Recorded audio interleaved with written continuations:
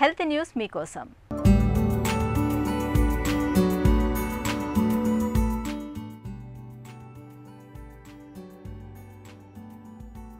Cortisol దీనికే ఒత్తిడి hormone అని మరో పేరు. సాధారణంగా మనం నిద్ర లేచాకే మన రక్తంలో కార్టిసోల్ మోతాదులు పెరుగుతాయన్న భావన ఇప్పటి వరకు ఉంది. కానీ బ్రిటన్కు చెందిన ఒక తాజా పరిశోధన ఆ భావన తప్పని తేల్చింది.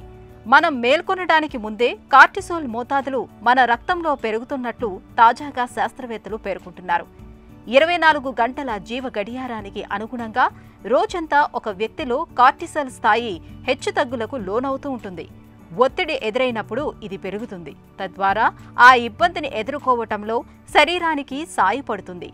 రాత్రంతా విశ్రమించి ఉదయాన్నే నిద్రలేచేటప్పుడు కార్టిసోల్ ఉత్పత్తికి ప్రేరణ కలుగుతుందని భావిస్తూ ఉంటారు. దీన్నే కార్టిసోల్ మేలుకొలుపు ప్రతిస్పందనగా అభివర్ణిస్తూ ఉంటారు.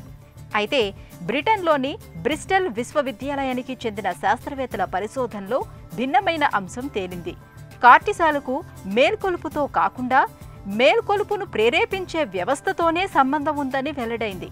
అందువల్ల నిద్ర లేవటానికి ప్రతిస్పందనగా ఇది ఉత్పత్తి కాదని శాస్త్రవేత్తలు తెలిపారు. లాలాజల నమూనాల విశ్లేషణ ద్వారా కార్టిసాల్ పరిమాణాన్ని నిర్ధారిస్తూ ఉంటారు.